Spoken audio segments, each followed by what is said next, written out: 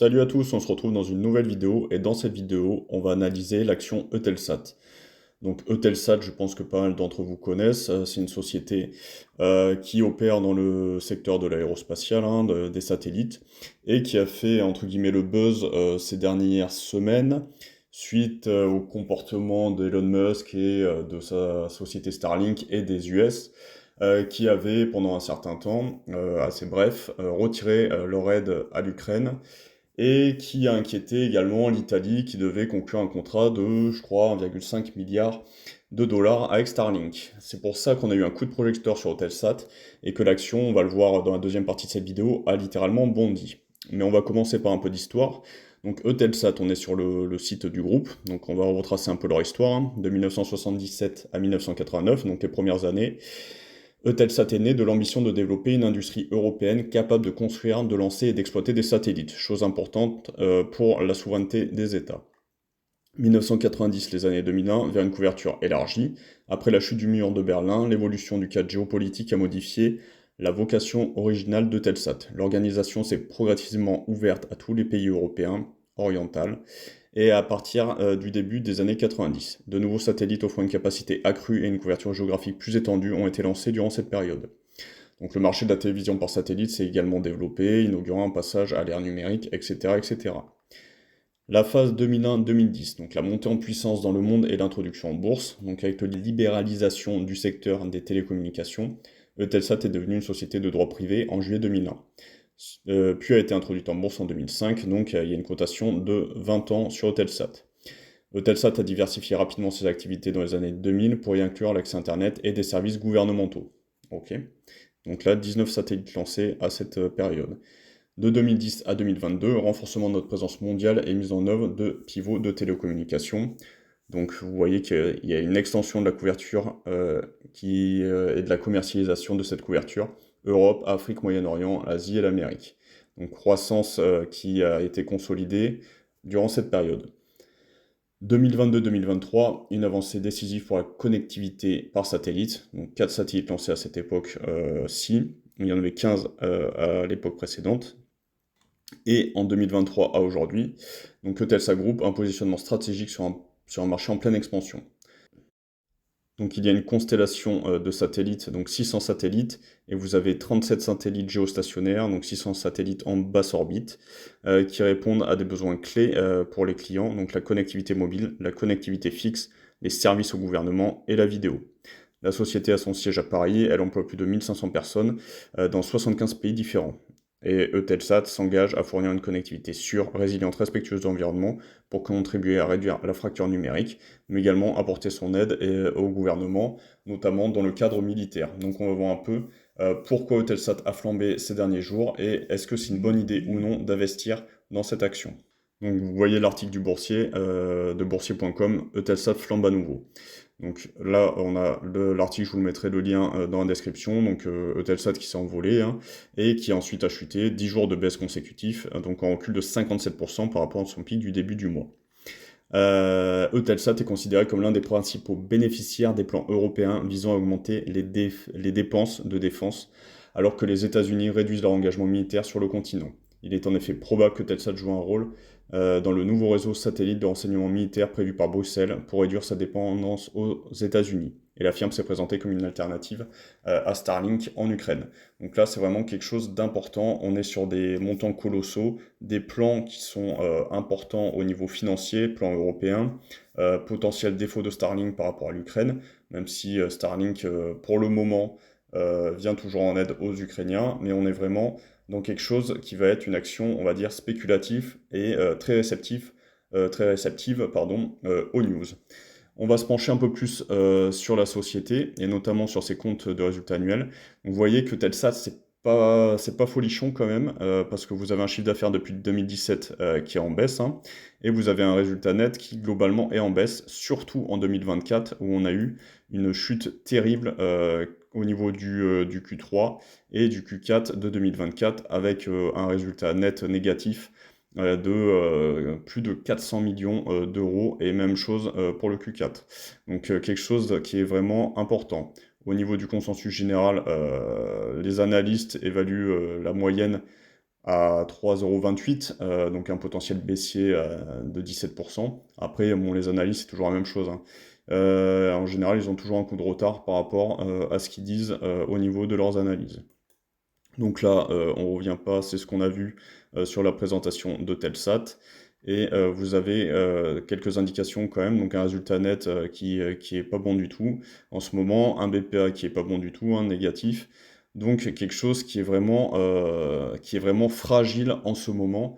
Et c'est une action qui est vraiment spéculative. Et on va bien le voir en allant sur le graphique de Pro Real Time. Donc là, on est sur l'action Eutelsat sur ProRealTime et on voit que la société a explosé en bourse, hein, notamment quand il y a eu la news que Starlink retirait son aide aux Ukrainiens et que le contrat qu'il avait avec les Italiens ne se ferait peut-être pas et ce serait donc Eutelsat qui pourrait en bénéficier.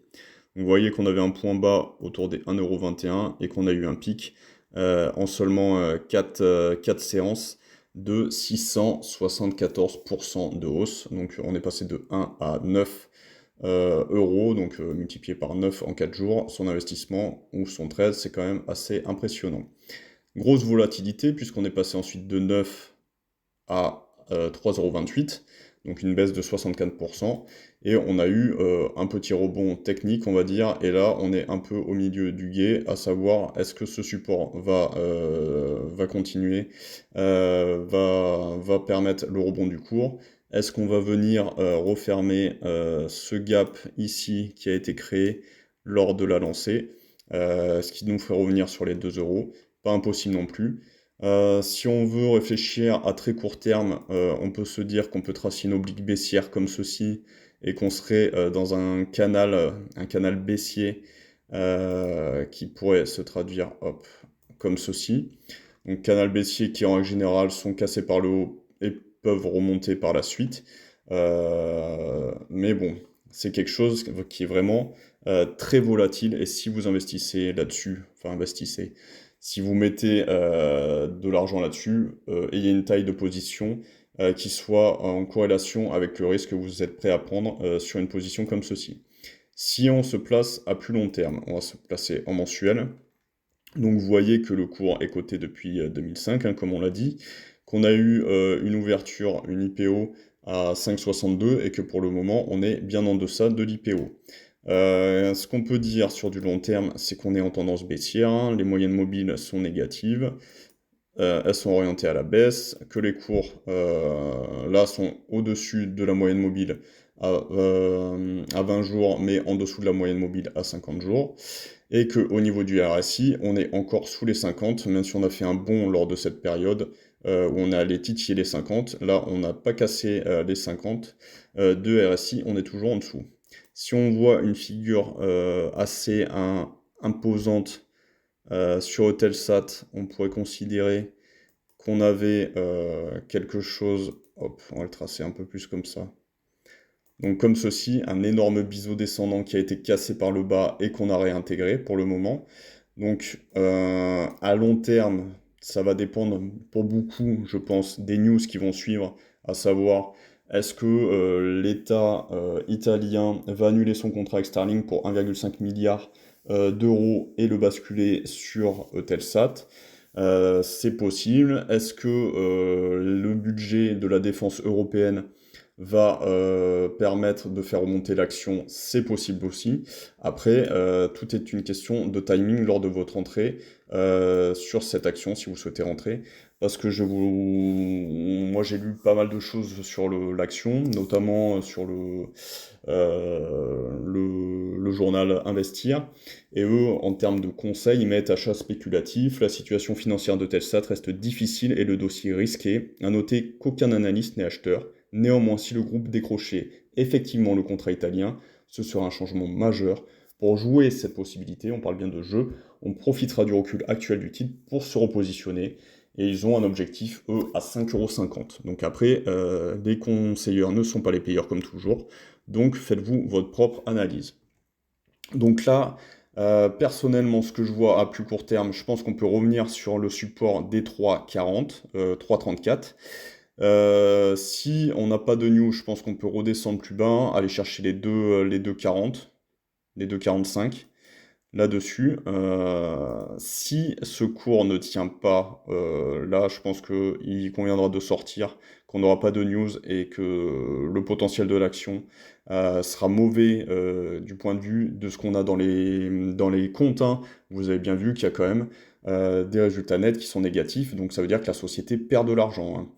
Et si par contre on a un contrat comme celui italien ou une entrée de Bruxelles pour son effort de guerre sur la société Eutelsat, bah, je pense qu'on devrait avoir une remontée des cours, peut-être quelque chose comme ça, un petit rebond peut-être, une cassure, s'il y a cassure de cette oblique, on pourrait faire éventuellement un pullback à ce niveau-là, support, et pourquoi pas retourner viser les 10 euros. Après, c'est très hypothétique pour le moment, c'est juste pour vous donner, entre guillemets, des scénarios possibles sur l'action Eutelsat. Tout va dépendre des contrats et si la société arrive à nouveau à faire entrer de l'argent. Et s'il y a des contrats de défense ou autres, l'action peut très bien retourner sur ses plus hauts et atteindre les 18 euros. Mais c'est pour le moment quelque chose de hypothétique et très spéculatif. Voilà, n'hésitez pas à me dire ce que vous avez pensé de la vidéo et je vous dis à plus dans une prochaine vidéo. Prenez soin de vous, ciao!